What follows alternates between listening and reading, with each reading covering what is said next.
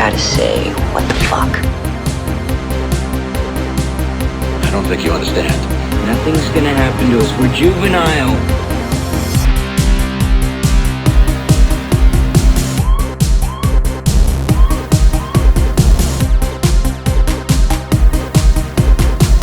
And now, on with the show. Bonjour à tous et bienvenue dans cette nouvelle vidéo, la réponse au FAQ, comme j'avais promis. Alors je vais m'excuser, d'autant qu'il y a quelques personnes qui m'ont fait des très gentils mots sur que c'était quand même mieux sans les lunettes, mais là j'ai dormi 1h30, voilà. Donc je vais les mettre pour juste pour reposer, parce que c'est pas possible. Donc ça m'invite aussi de faire les... J'ai eu un mot aussi sur pourquoi tu fais tout le temps ces grimaces avec les sourcils, comme ça, comme ça, comme ça, comme ça, enfin, je ne sais pas, c'est voilà, tu vois, je recommence, putain, insupportable. Je sais pas pourquoi je fais tous ces trucs avec les sourcils, aucune idée. Donc voilà, on va dire que c'est ma petite patte personnelle. Donc, alors je pensais avoir, franchement, hein, je pensais avoir une dizaine de questions. J'en ai eu bien plus. Donc j'en ai principalement en commentaire de la vidéo ou sur les FAQ, mais j'en ai aussi pas mal sur Instagram. Donc j'ai tout mélangé, j'ai copié-collé n'importe comment au fur et à mesure qu'elles apparaissaient et que je les recevais. Donc je les ai pas trop relus d'ailleurs, donc s'il y en a qui nécessitent une petite préparation, je ferai ça au montage. Enfin, en tout cas, je voulais vous remercier parce que en plus je suis donc passé de un peu plus de 300 abonnés quand j'avais fait justement cette vidéo d'FAQ à 660, enfin c'est hallucinant. Et c'est totalement grâce à Merej, puisque j'ai donc enfin fait un live avec Merej, qui est donc, je vous mettrai le lien dans les commentaires. Qui était super sympa avec Merej et David de Film Talker que j'adore.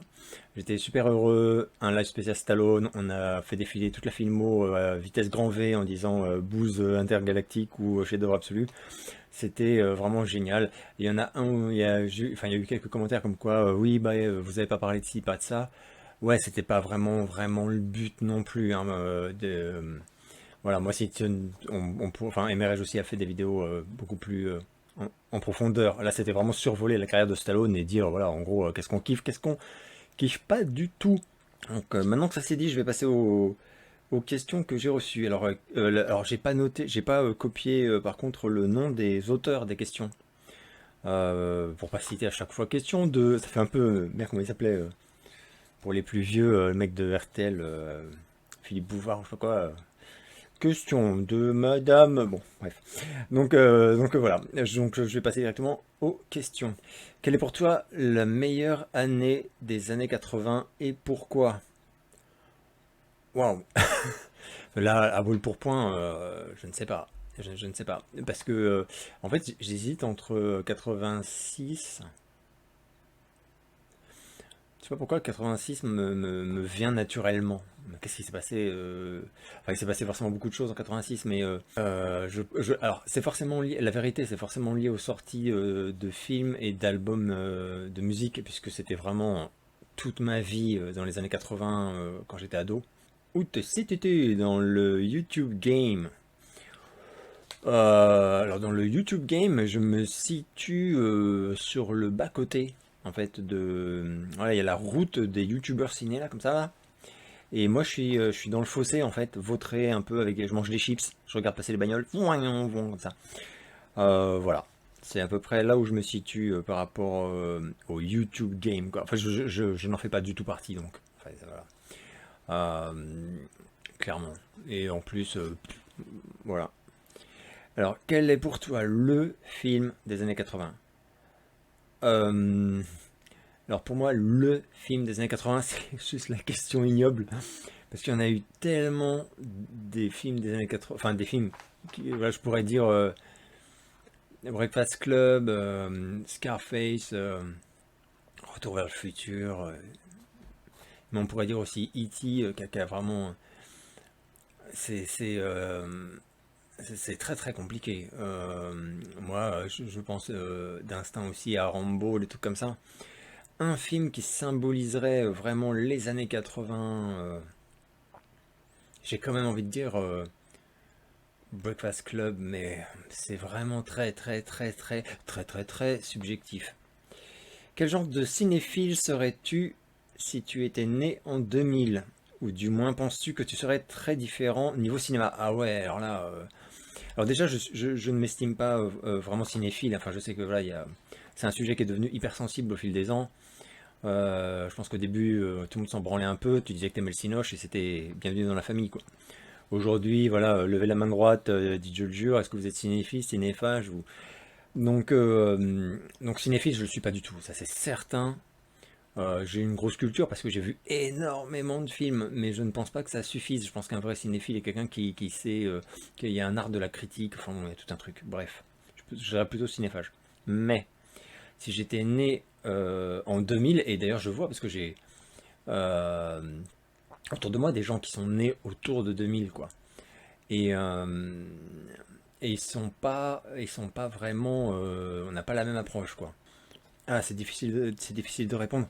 Oui, ce qui est certain, par contre, c'est que je serai très différent. Ah oui, oui, c'est absolument certain, puisque tout ce qui m'a très très fortement marqué au cinéma, c'était vraiment dans les années 80, un petit peu encore début 90, mais après c'est devenu beaucoup plus rare et c'est une consommation qui s'est faite sur les nouvelles sorties, je veux dire. À un rythme beaucoup moins élevé, ou voilà. Euh, c'est vrai que dans les années 80, c'est les grands chocs cinématographiques. Je sais plus à qui je parlais l'autre jour de Gremlins, enfin voilà, la première séance de Gremlins au cinéma. Je sais même plus quel âge j'avais, enfin j'étais tout gosse, quoi, mais le choc, quoi, mais l'émerveillement, mais je sais même pas les mots, quoi. Donc oui, je serais sûrement très différent parce que je pense que je serais un peu plus, pas blasé, mais un peu, on n'est pas, on est un peu différent, ouais, je trouve. Donc je ne saurais pas vraiment dire quel type de cinéphile je serais, mais je pense oui que je serais très différent de ce que je suis aujourd'hui. Mon cher Alex, imagine qu'on te donne un budget quasi illimité et une totale créativité pour réaliser ou produire, alors non réaliser, vaut mieux pas, le film de tes rêves. Quel serait-il? Dans quel genre? Avec quel réal, si ce n'est pas toi? Acteur, actrice, compositeur de BO. Lâche-toi sans limite. Alors d'instinct, bon, c'est une question dure, hein. Mais d'instinct, je pense au film culte et jamais fait, le film de rêve de Stallone sur la vie d'Edgar Allan Poe, qui est donc un de mes auteurs préférés voilà, au monde, comme pour beaucoup de gens, mais et qu'il n'a jamais pu faire. Alors, bon, il l'aurait fait en 83-4 avec son physique, bon, je sais pas.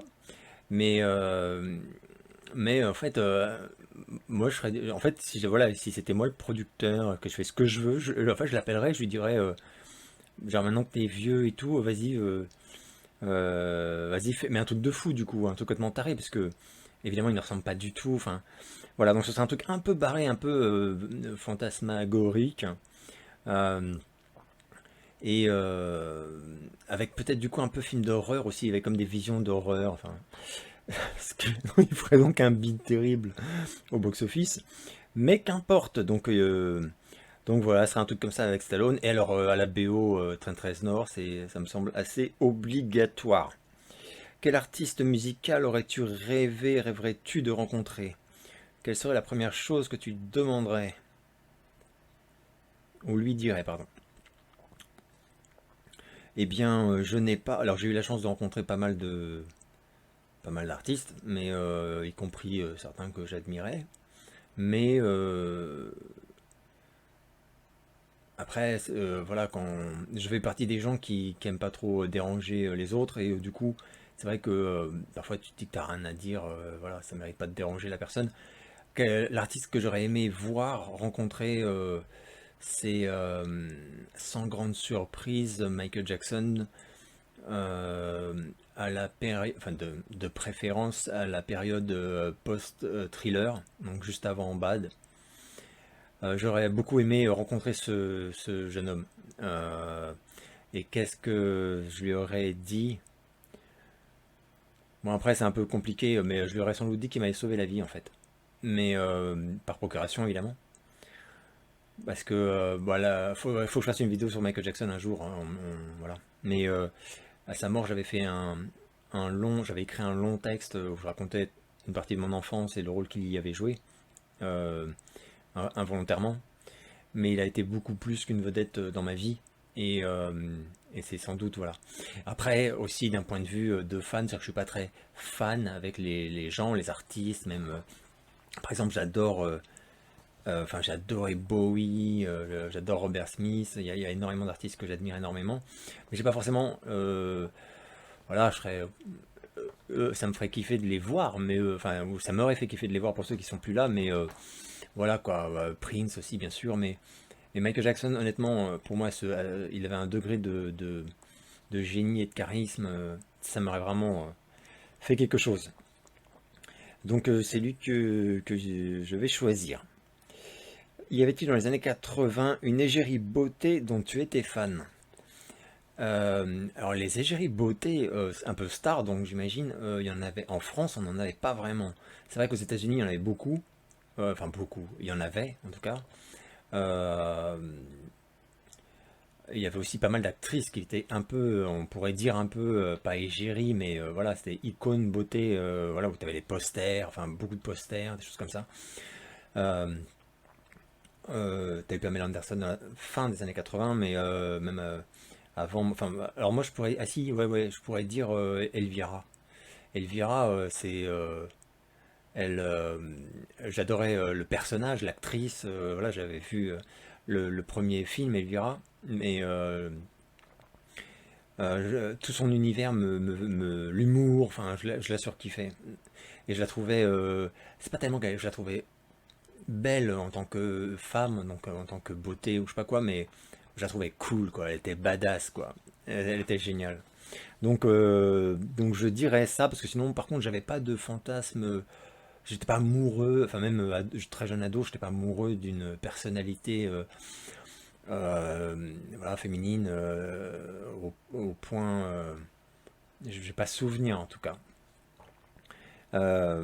Donc voilà, je dirais Elvira. Mais qui était inconnue en France d'ailleurs, enfin quasiment, hein. Mais voilà. J'aimerais savoir si tu as des inspirations sur YouTube, un YouTuber ou une YouTubeuse. Et question bonus, as-tu la conscience tranquille par rapport au fait que tu plagies volontairement ma coiffure, le bâtard? Ah putain, ça c'est Cinéclem par contre. Ah putain, énorme. Oui, bon, là celle-là je m'en souviens, donc je me souviens de son auteur. Voilà, Cinéclem. Oh, oh, c'est le Cinéclem. Putain, chaque fois que parce que donc je regarde toutes ces vidéos parce que j'adore ce type et j'adore son univers qui est très éloigné du mien, mais justement c'est ça qui est génial. Et ce générique me rend fou. Ça rend fou. Voilà. Je le déteste. Je te déteste pour ton générique. Voilà. Il rentre dans le crâne et il découpe comme ça avec un petit couteau. Enfin, voilà. Euh, euh, donc des aspirations sur YouTube. Ouais, voilà. Bah, oui, oui, j'en ai. Un peu tous les trucs que j'ai dit que j'aimerais faire et que j'ai pas encore fait. Par exemple, des vidéos vraiment décomplexées sur des trucs qui ont vraiment rien à voir avec le cinéma. Voilà, donc je voulais faire une vidéo sur le groupe Ghost, par exemple, que j'aime beaucoup. Montrer ma collègue, faire un truc de con, quoi. Enfin, mais ça, je trouvais ça sympa. Ou ça fait plusieurs fois qu'on me propose aussi, ouais, montre-nous tes vinyles, DVD, tes vinyles, tes CD. Et ça me ferait kiffer parce qu'en plus il y a tellement de conneries de heavy metal que personne connaît, mais rien que les pochettes, vous allez tous vous marrer. Donc j'aimerais bien faire quelques vidéos comme ça. Donc on pourrait dire un peu comme des vidéos hors sujet, enfin entre guillemets, mais ça c'est un petit peu une aspiration, pardon, une inspiration. Bah, j'en avais un tout petit peu parlé dans le ton. Euh, il y a ce type qui s'appelle Wojciech aux États-Unis, mais qui fait des vidéos assez politiques ou axées vraiment musique, mais enfin il critique pas des films, hein, donc vraiment dans le sujet ça n'a rien à voir, mais dans le ton et le mec, je me sens assez proche de lui. Donc je pourrais dire qu'il m'a un peu inspiré dans la décontraction, voilà. Le fait que on peut voilà, rester vraiment tranquille soi-même et que j'ai pas trop à me créer un caractère ou à me forcer ou tout ça. Donc voilà, bah donc lui, oui, lui c'est un YouTuber. Et puis, mais sinon, non, sinon pas vraiment, parce qu'en fait, ceux que je préfère, ou ceux même que je préférais avant de faire tout d'un coup une chaîne, quoi, c'était des YouTubers ou YouTubeuses, mais qui ne, dont je me suis pas du tout rapproché dans le ton. Voilà, j'en avais parlé une fois, je sais plus chez qui, mais voilà, je n'ai pas les gens que j'admire, enfin que j'admire ou dont je suis vraiment client de leur patte quoi en tant que youtubeur, c'est des gens qui sont très éloignés voilà de mon ton ou de mon univers ou de choses comme ça, à part Merej où on est quand même très proche. Et, il est beaucoup plus pointu que moi, Merej. Il a une culture de voilà sur tout ce qui est mise en scène, tout ça que j'ai absolument pas. Donc il est vraiment à un autre level quoi.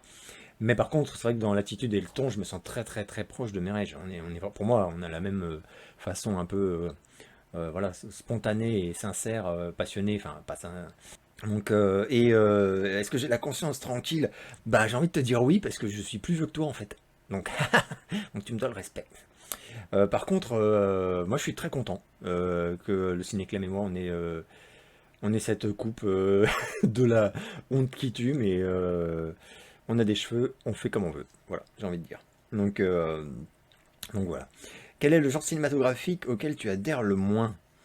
Alors le genre cinématographique auquel j'adhère le moins, c'est, j'en avais parlé il me semble chez Gilles Morgan, c'est la comédie musicale, mais la comédie musicale, voilà. Pas les films où il y a des chansons, genre Purple Rain par exemple, ou même d'autres films, quoi. Mais les films où les gens sortent leurs répliques en chantant.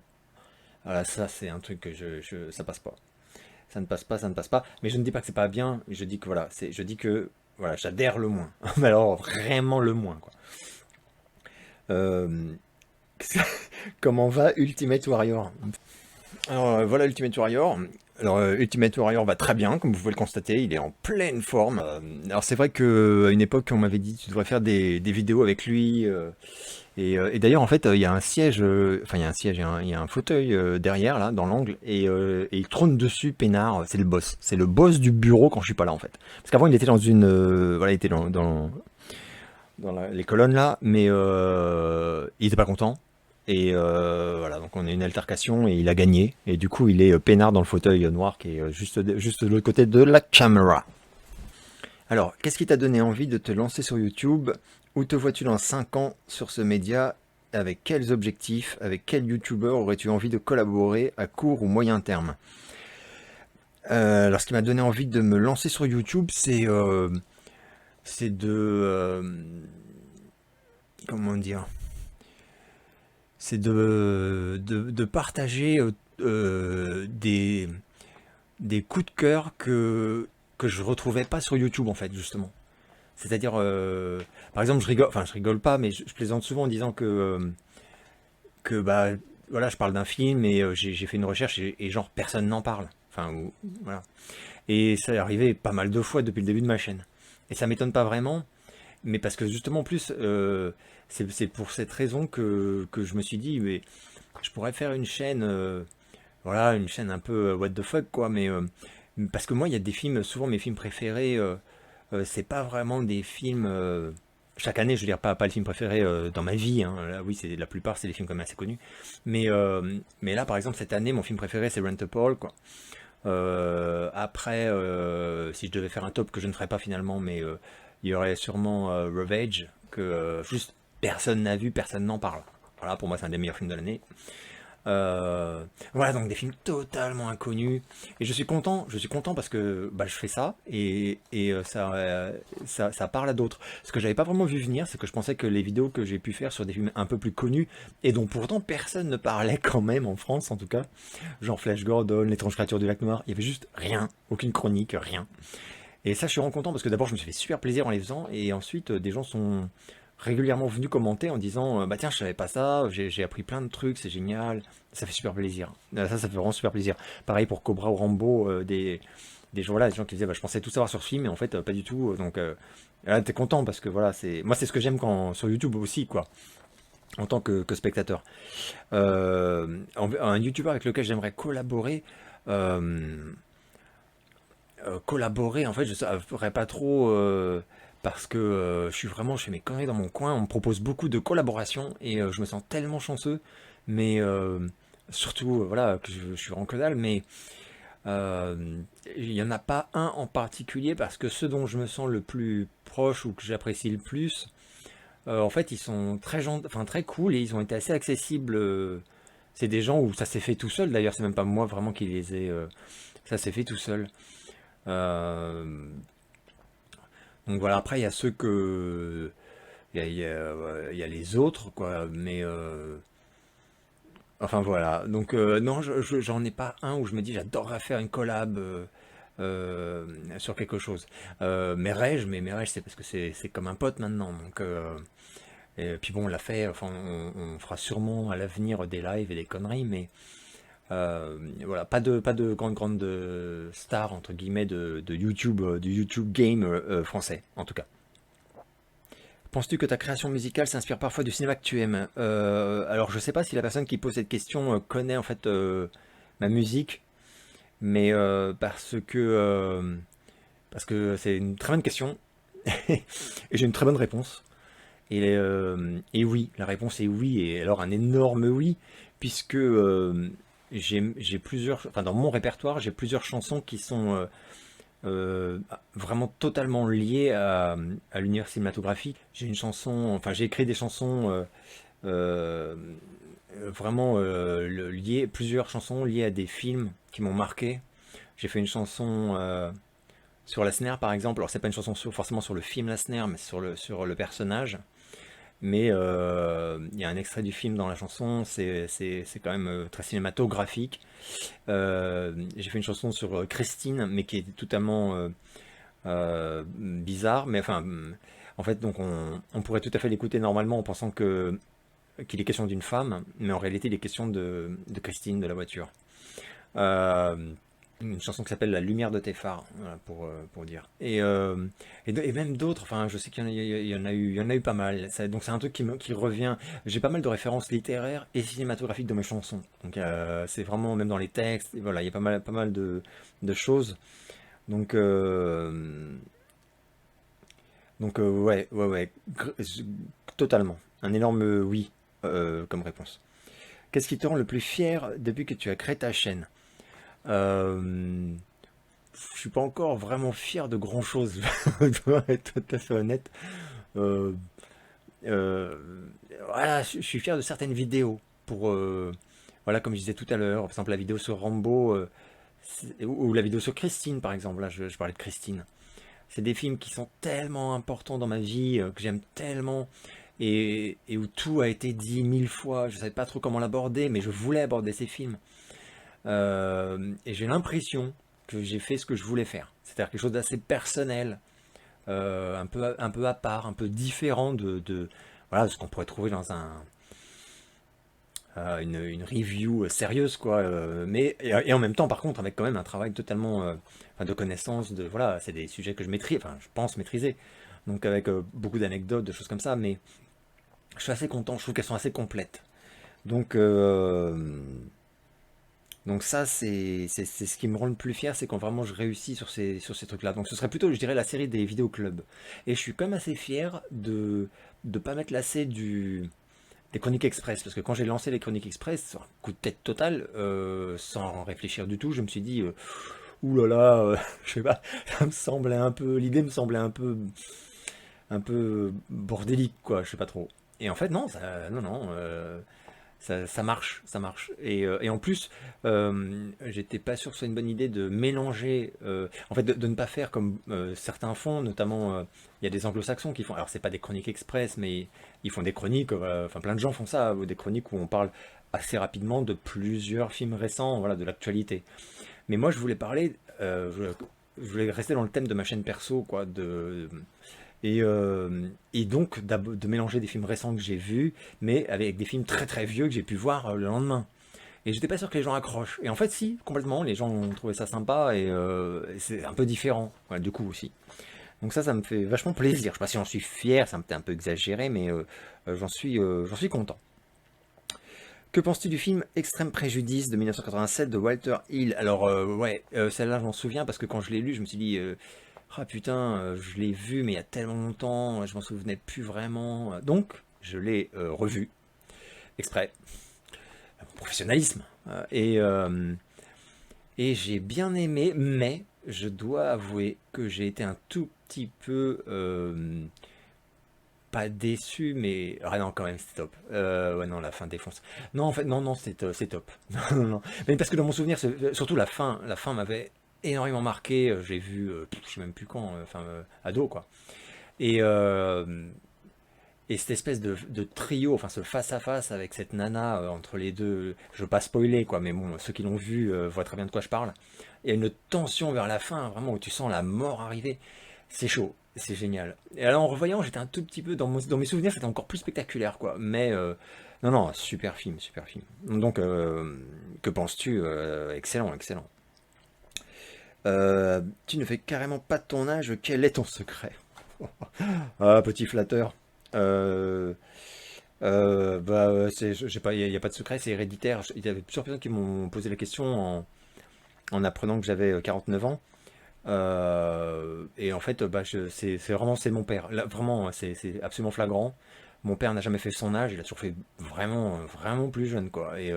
Alors, je n'ai pas vu mon père 36-15 ma vie. Je n'ai pas vu mon père depuis 2015, donc j'imagine qu'il a quand même changé depuis. Mais aux dernières nouvelles, c'était pareil, il faisait vraiment une bonne dizaine d'années de moins que son âge. Sans effort, je pense que lui aussi c'est héréditaire. Enfin, c'est un truc de. Alors, bon, ceci dit, d'abord, il n'y a pas de quoi être fier parce que du coup, j'y suis pour rien. Et ensuite, ça me rattrapera tôt ou tard. Ça, par contre, personne n'y échappe. Donc voilà. Mais bon, c'est vrai que c'est toujours cool, quoi.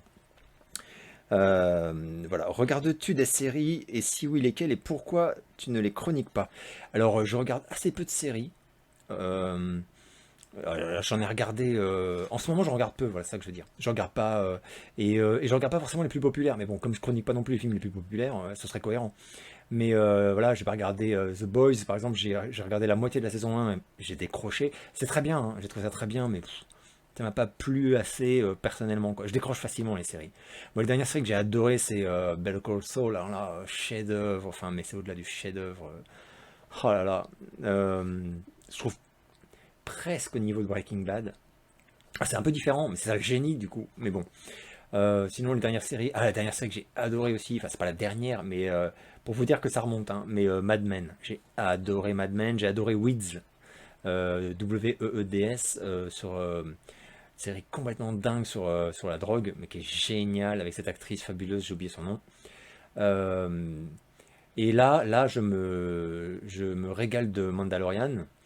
Par exemple, mais voilà, c'est presque la seule série que je regarde actuellement, là maintenant, en ce moment, pour dire. Sinon, j'avais beaucoup aimé les premières saisons de The Crown. J'avais un peu décroché quand l'actrice a été changée, mais il faudrait que je m'y remette parce qu'il paraît que c'est à nouveau très bien. Donc voilà, après je les chronique pas. C'est vrai que pour l'instant je les chronique pas. Ah putain, c'est la série que j'adore, c'est Cobra Kai. Putain, mais j'ai surkiffé les 2 premières saisons, mais je n'avais pas encore de chaîne YouTube à l'époque. Donc là, je me dis, est-ce que je vais peut-être faire une petite review des épisodes de Cobra Kai? Je sais pas, peut-être. Ou alors attendre la fin. Et je sais pas s'ils vont tout mettre d'un coup, tout lâcher d'un coup, ou je pense que oui. Enfin, ou mettre un par semaine. Je ne sais pas du tout. À mon avis, vu que c'est Netflix, ils vont tout mettre d'un coup. À ce moment-là, ouais, je ferai peut-être un binge watching et je vous chroniquerai ça parce que cette série est fabuleuse, mais fabuleuse. Donc voilà, mais sinon, voilà, c'est pour ça que et puis bon, quand j'aurai un truc vraiment à dire euh,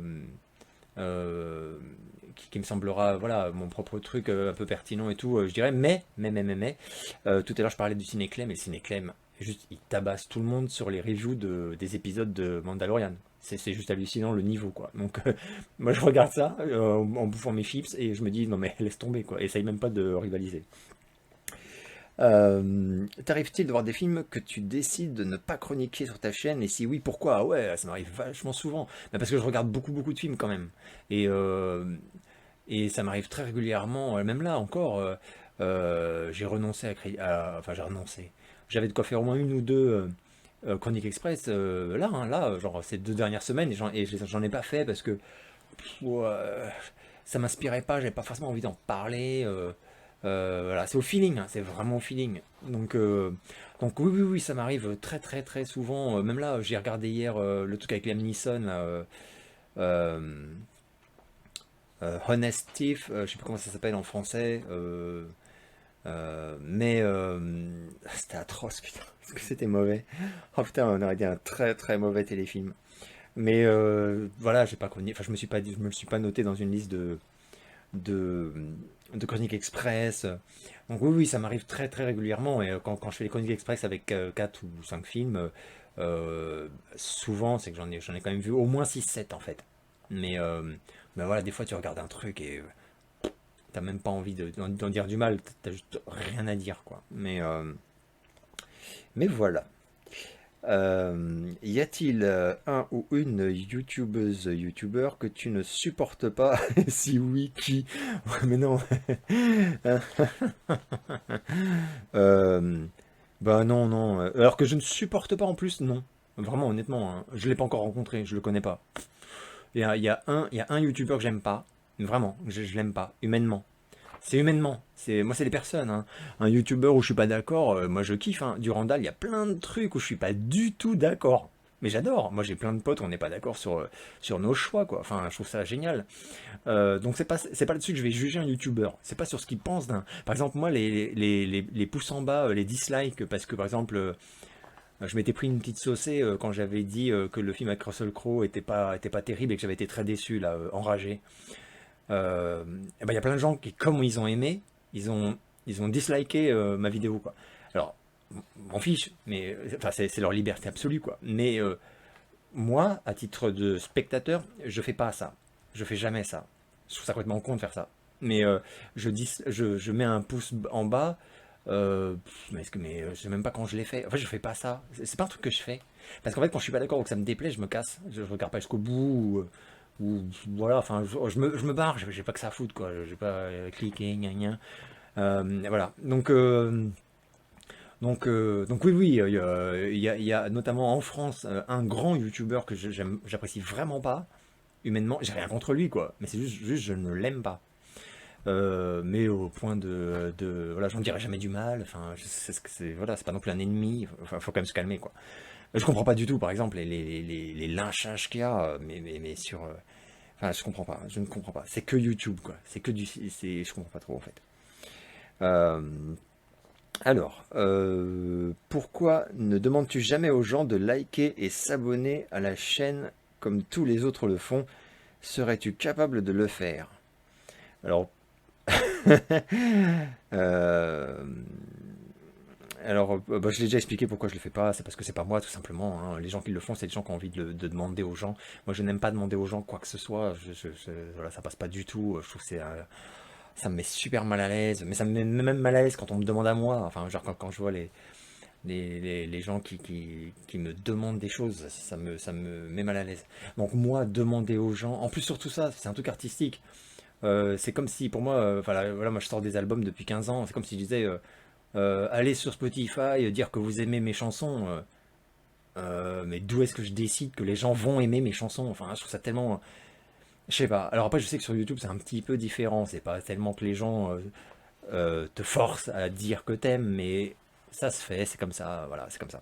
Personne ne remet ça en cause, quoi. Je suis seul, enfin franchement, je suis le seul, j'ai vu personne d'autre sur YouTube dire mais qu'est-ce que c'est que cette histoire de faire la mendicité pour à dire à chaque fois likez la chaîne, faites ci, faites ça.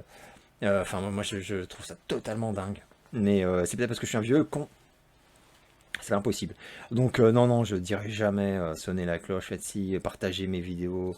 Ah, c'est la mendicité, quoi. Que quand les gens le font, j'adore, mais parce que c'est spontané. Enfin, c'est comme quand tu reçois une bonne critique d'album, par exemple. Moi, ça me fait super plaisir. Mais si par contre je demande systématiquement à quiconque écoute une chanson d'aller en dire du bien partout, bah du coup ça n'a plus aucune valeur, ça ne vaut plus rien en fait. Voilà, c'est ce que je me dis. Donc moi, quand je vois des likes sur mes vidéos, je suis hyper content parce que je les ai pas demandés. Ils sont spontanés, c'est des vrais likes, j'ai envie de dire entre guillemets. C'est des likes sincères. Enfin, voilà quoi. C'est pas genre ah oui, oui, bien sûr, oui, oui, je vais liker ta vidéo. Mais bien sûr, bien sûr. Non, c'est voilà, ça fait super plaisir. C'est comme quand j'ai un petit des commentaires qui voilà qui font des compliments sur certains trucs ou je suis hyper content, hyper content. Alors, quels sont les 5 albums préférés des années 80? Donc j'imagine pour moi donc. Quels sont tes 5 albums préférés des années 80?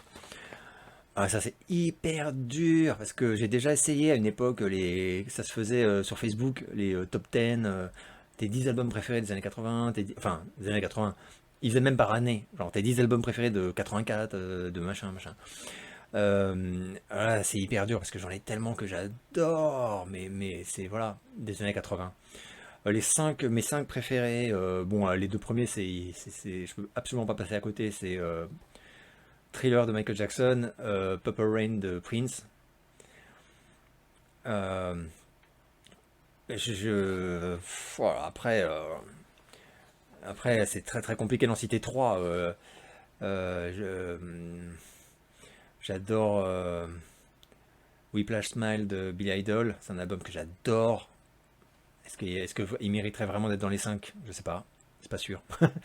Il y a Depeche Mode, Violator, Disintegration de Cure, c'est un des meilleurs albums de tous les temps pour moi, quoi.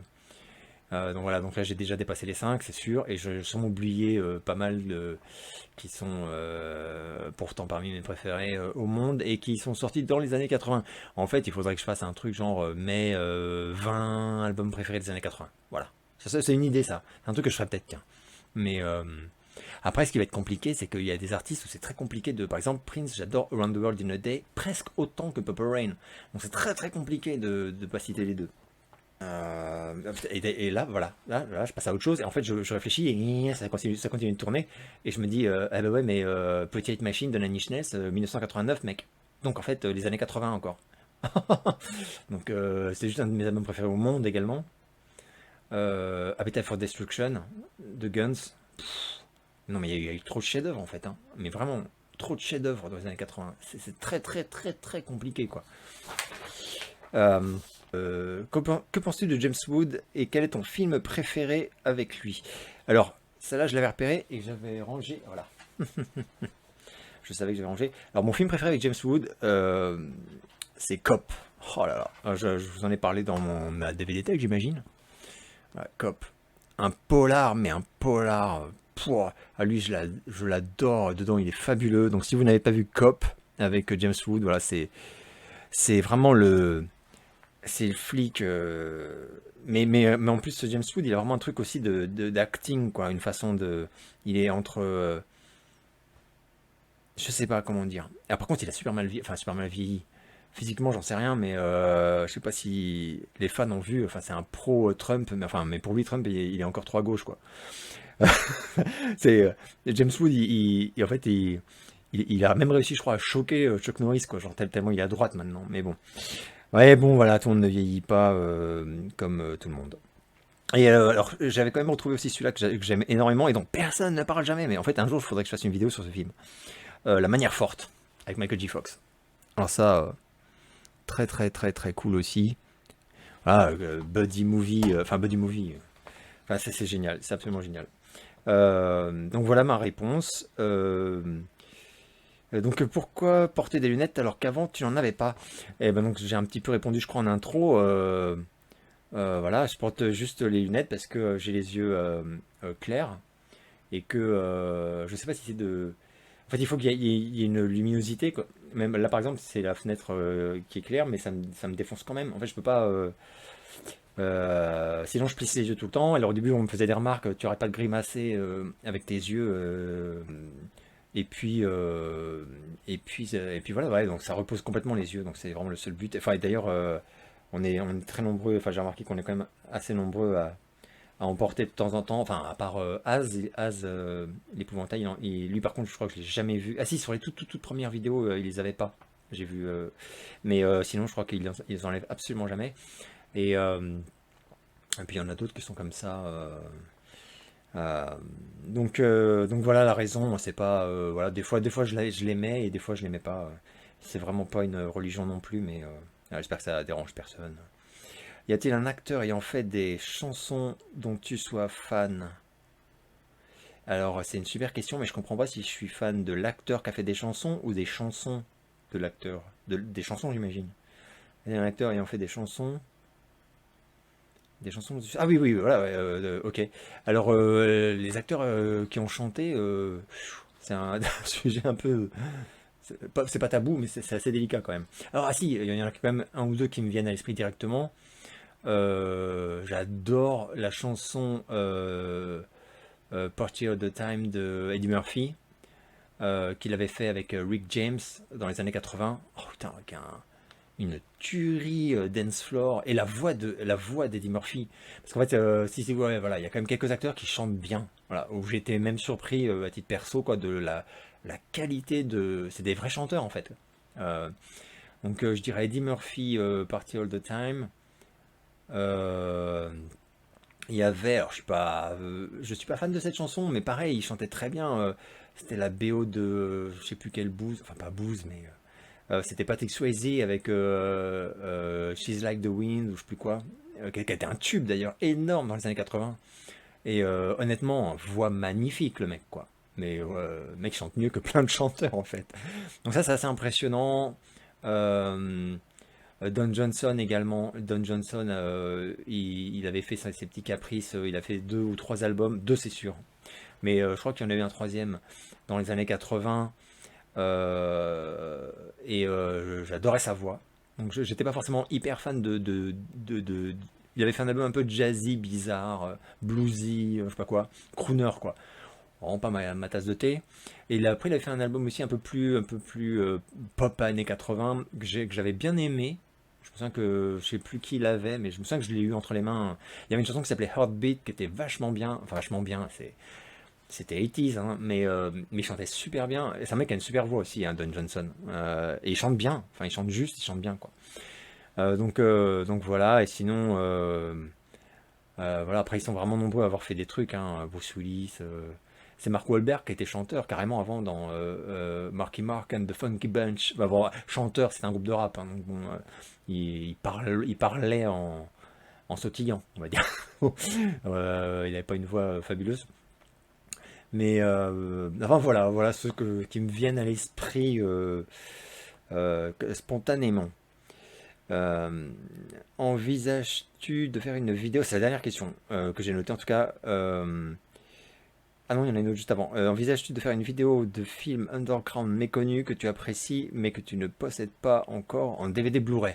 Ouais, et ça m'est déjà arrivé d'ailleurs quand j'avais fait un film vraiment underground méconnu, c'est merde, comment il s'appelle? Euh, Dark Knight of the Scarecrow. J'avais pas ni de DVD ni de Blu-ray et j'ai fait la chronique. J'en ai fait la chronique, voilà, je crois le lendemain de sa découverte. Et là maintenant, je l'ai reçu maintenant, mais je l'avais pas. Il y a quelques films comme ça que j'ai chroniqué sans les posséder. Et je le fais encore d'ailleurs. J'ai fait Skate Gang il y a pas longtemps. Je l'ai pas. Je l'ai ni en DVD ni en Blu-ray ni rien. Et, donc ouais, j'envisage pas, je le fais en fait, je le fais. Euh, je pense continuer. Et la dernière question donc que j'avais juste pas vue, c'est quoi ton film préféré? Mais genre tout court. Donc, là, c'est chaud. Donc je saurais pas mon film préféré. Voilà, si j'ai le droit de voir un seul film et c'est tout. Euh, euh,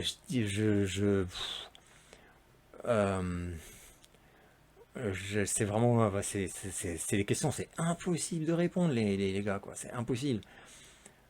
J'hésite entre,